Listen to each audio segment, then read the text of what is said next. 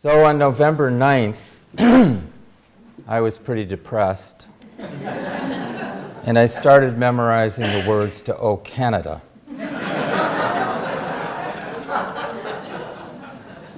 So around Thanksgiving, I kind of got out of it, and I said, you know, I think repeal and replace is a GOP euphemism for an amendment.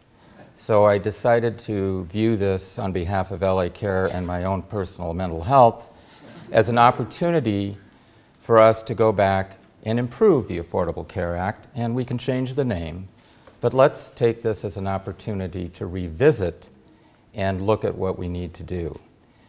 The most immediate impact of the election was on November 9th, when many of our 1,800 employees showed up at work in tears, concerned about their employment. And will we have jobs?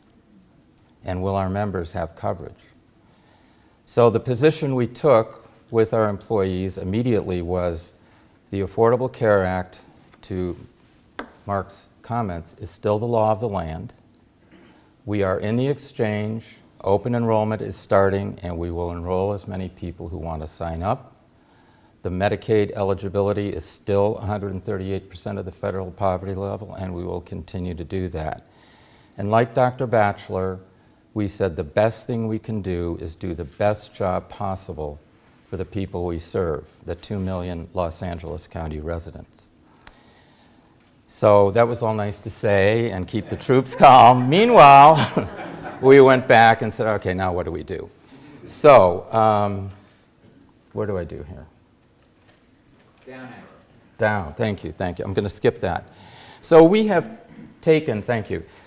We have taken the potential political changes that are coming and broken it into 4 buckets and are thinking about what can we do as LA Care to help this. So the immediate issue of repeal and replace, as it would affect what we do at LA Care, is around the Medicaid expansion and the federal exchange, or in this case it would be the state exchange.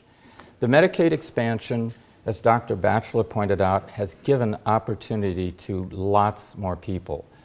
In LA Care, out of our 2 million covered lives, about 700,000 of those people are there because the Affordable Care Act changed the eligibility rules and allowed them to come in.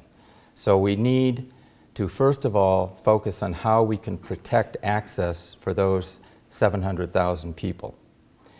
And that will depend more not on the repeal of and replacement of the Affordable Care Act, but what they do with the funding mechanism for Medicaid, which is another issue that's come up and is in my next bucket.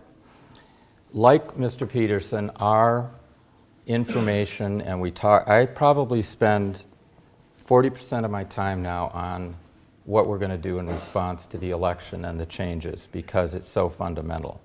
So we belong to way too many trade associations, but I'm on the board of a couple in Washington, and we're trying to figure out which of those would give us a seat at the table so we can be at least consulted about what should we do. And as I've said to many people, I don't think Trump understands the difference between Medicare and Medicaid, so I'm not going to worry about him. It's the committees in Congress of jurisdiction that I want to be able to talk to, because they're going to write the rules, and that's where I want to be. So we are very concerned about protecting the access for the people who are already covered. The thing that I'm most concerned about that could have an immediate negative effect are the exchanges. Because as it was pointed out in your chart, if they, as part of the repeal part, which they want to do right away, if they eliminate the individual mandate, they have removed the cornerstone of how the exchanges work.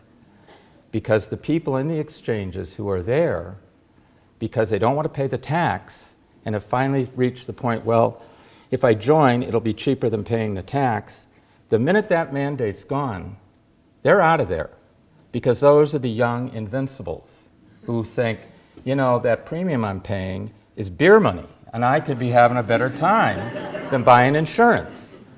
So we're very concerned about that, and If that happens, then the exchanges, I think, are toast because no insurer is going to want to participate where the only people to join are the people who need the care and coverage.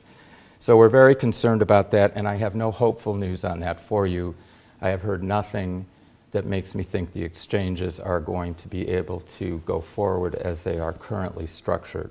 The California exchange is trying to be optimistic and look forward. Now, I will tell you that during this current enrollment period, which started shortly after the election, we had about 11,000 lives going into this in the exchange, a very small portion of our business. Since the election, so we thought we'd maybe pick up another 5,000. So far, 13,700 people have signed up, and 90% of the people we had last year have re-upped. So we're going to go up to over 20,000. I think part of the motivation, because the enrollment started to grow after the election, is that people are thinking, look, if there's a replace and I'm in, then I'll maybe have some coverage. If I don't sign up, they're not going to cover me going forward, so I better get in while the getting is good. So that affects that, the Affordable Care Act. The other bucket, second bucket we're worried about is Medicaid and Medicare payments. And as I view it, the Medicaid payment, how they support this, was really not part of the Affordable Care Act, except that the expansion population, the feds were going to pay 90% as opposed to their usual 50%. And this is where Ryan and Price become important, because both of them have written extensively about how they would go about paying for Medicaid. And basically, they want to cap the federal government's contribution. And they want to do that through block grants. And the block grants are simply a way of the federal government saying, you know, this is what we think we can afford to pay or want to pay, send it to the states and say, good luck. And then the states have to fill in whatever gaps there are there. Per capita block grants would be an improvement over strictly block grants because it would be pegged to the enrollment. And if you had capitated block grants and enrollment grew, you'd at least get more money because there were more people. Whereas block grants, as Paul Ryan viewed them, it's a set amount of money for the year, and if enrollment goes up, tough luck. So we're very concerned about that, and that's where we want a seat at the table, to have that particular discussion. And the other factor here that's critically important is to introduce the idea of actuarial soundness into the derivation of whatever the rate formula is.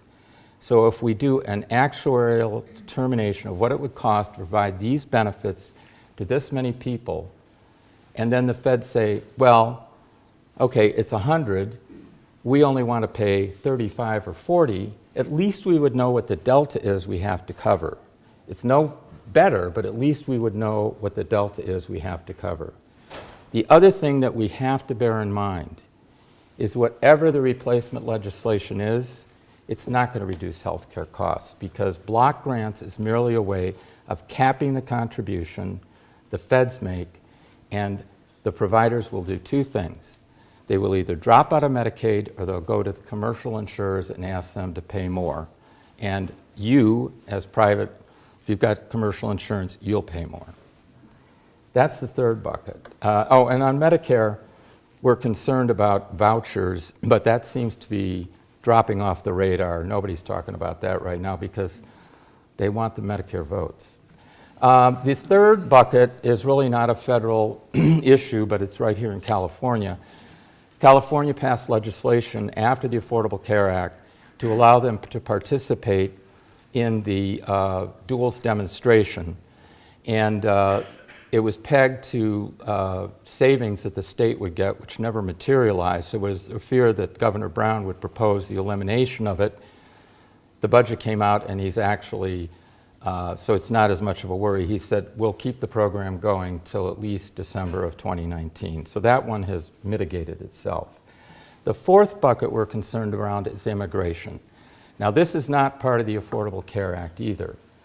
But as Dr. Batchelor can tell you, many of the people that go through her hospital doors or we're insuring are not documented.